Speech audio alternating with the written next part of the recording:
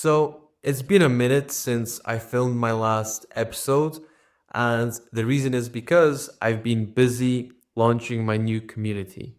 I've launched my first ever community on school.com, and how it's gone is well, I announced that I would host a call on Saturday, which was a day after the launch of the community, many times on YouTube and on X in my newsletter and inside of the community.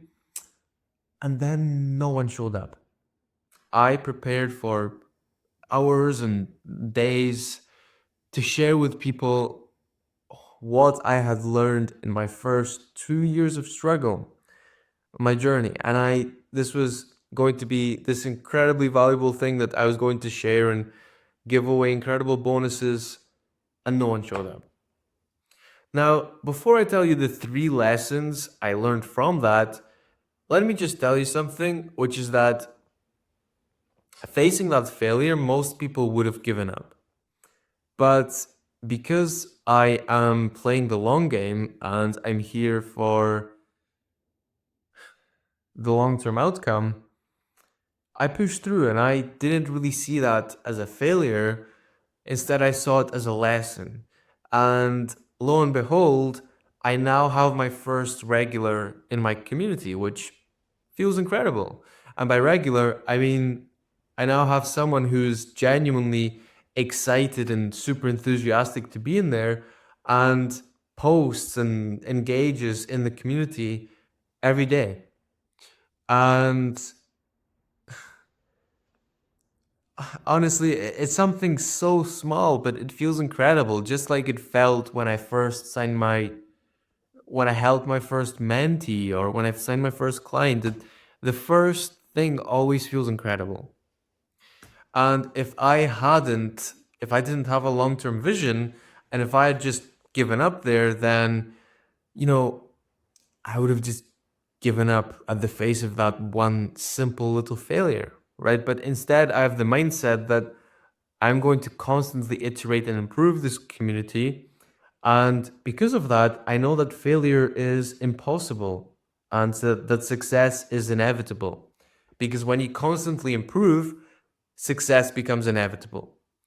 Now, let me tell you the 3 lessons I learned from that. First of all, is about promotion. So, there's supposedly a story about how, I don't know the details exactly, but I will tell you roughly.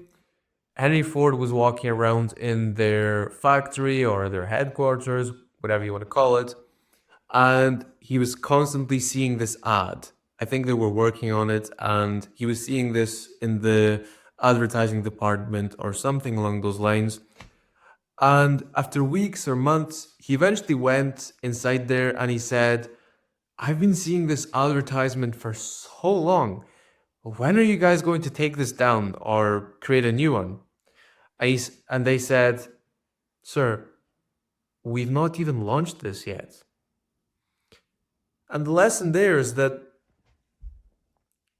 we get tired of our own promotions long before the majority or even anyone from our audience has even seen that or knows about our stuff.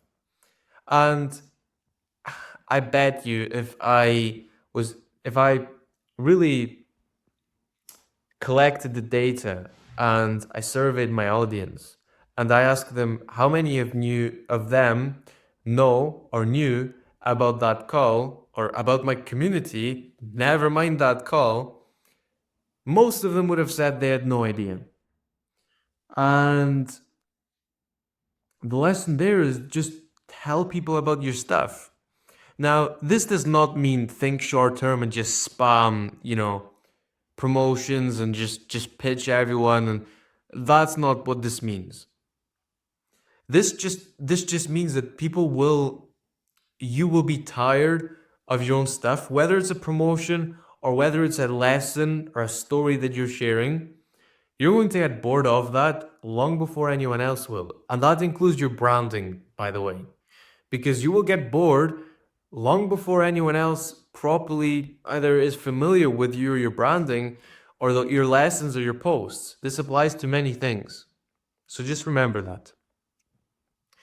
The second thing is to know your weaknesses, because I am an ENFJ, and one of my weaknesses is that I am overly optimistic. So, because of that, I honestly, I was kind of envisioning having at least a small group of people on there, and I would be talking to them, you know, welcome all of you. I'm excited to have you all here, so on and so forth. But I didn't really consider the possibility of no one showing up until it was almost too late.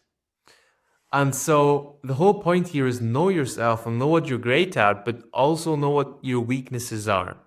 And this does not apply to just things like this, like hosting a call. This applies to everything in life, whether it's business, relationships, whatever it can be. Know yourself and deeply know your strengths and your weaknesses, and what maybe you should lean into, and what maybe you should delegate to others, or that you have to compensate for. And the last one is simple, and that is that see failure as an opportunity to grow. As I am, well, showing an example of right now. I'm filming this episode because of this failure. And the main thing here to remember is that failure is data, not destiny. So, what that means is, as you stack failures, instead of treating them as roadblocks in your way, you can treat them as stepping stones to stepping higher and higher towards the ultimate outcome, which is a greater you. So don't ever get discouraged by failure. This is so generic, you know. Don't get discouraged by failure. Do not give up. But look at this from a different lens, right? Each failure actually is just reality indicating to you what you have to improve. So you've heard the whole thing that I just mentioned. Don't get discouraged by failure. But if you really take a note of your failures and if you really reflect on them, there is so much to be learned. And in fact, that's exactly where wisdom comes from. Not through, consuming tons of information and learning loads of things from consuming that information, but rather from going out and taking action and learning your own lessons and failing and taking away from those failures your own learnings. So I'm going to leave it here for today's episode, and I'm going to be getting back to work to improve this community and make it truly great. But until then, keep going. I believe in you. And remember, it's already there within you. Be mega. Ciao.